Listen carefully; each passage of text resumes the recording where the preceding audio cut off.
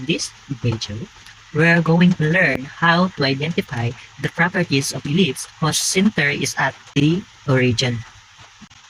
The question is, what is ellipse?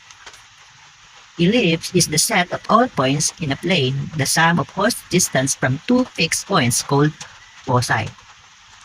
Let's try this example. This is the graph of this example. Okay. Our equation in this example is x raised to 2 over a raised to 2 plus y raised to 2 over b raised to 2 is equal to 1. Our first step is to find the value of a, b, and c. Let's start with a raised to 2. This equation is in this form. Okay, the value of a raised to 2 is 64, and our a square root of 64 is 8, and our b raised to 2 is equal to 49, and our b is square root of 49 is 7. And let's find the value of c when we reach the properties of foci. This graph is horizontally oriented. As you can see that this ellipse is horizontally oriented. Now, the center of this ellipse is 0 and 0, since the center is at the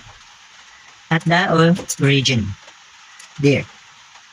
Okay, so our center is 0 and 0. Now, let's find the length of the major axis. The length of the major axis is written into a. Since we already found the value of a, let's substitute the value of a so that we can get the length of major axis. So 2 times 8 is equal to 16 units. Okay, then let's move on to the length of the minor axis, okay, which is written in 2b. Okay, let's substitute the value of b, which is 7. So 7 times 2 is equal to 14 units. All right, now let's move to the foci. Okay, to find the value of foci is we need to follow this formula. C raised to 2 is equal to a raised to 2 minus b raised to 2, which is similar to Pythagorean theorem. The difference is that the a raised to 2 minus b raised to 2 is the negative. Okay, then let's substitute the value. C squared is equal to 64 minus 49. C squared is equal to 15. Then the value of c is equal to positive and negative square root of 15. And the coordinates of foci is square root of 15, 0, and negative square root of 15, 0. Question is that why is it written in the x coordinate? It is written in the x coordinate since the major axis is located in the x-axis. Okay, then let's move on to the vertices. The vertices is written in quantity a and 0, and negative a and 0. And the other vertices is 0 and negative b and 0 and b. Okay, let's substitute the value.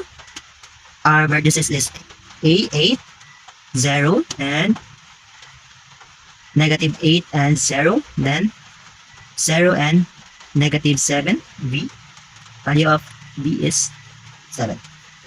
Okay, as we can see in the graph here, our major axis, which is a, the coordinate of 8 and 0, positive there, and negative 8 there, and the other vertices, which is the minor axis, located in y-axis, negative 7 here, and positive 7. Okay. Take note that the major axis or the vertex is always denoted by A. This.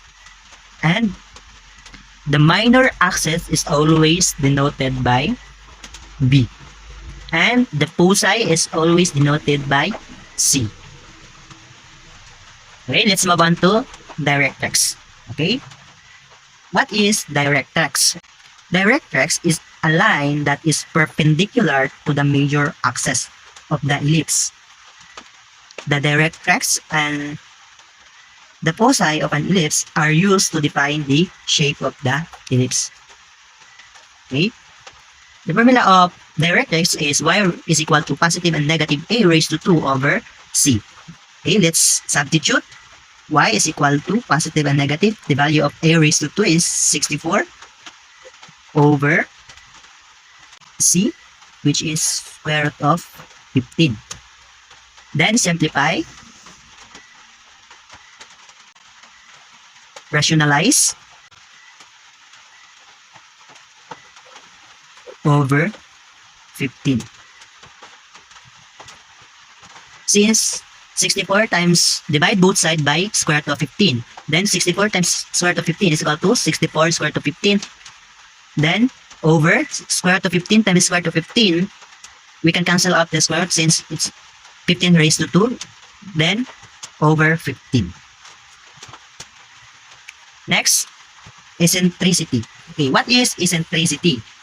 Eccentricity is denoted by E. Okay.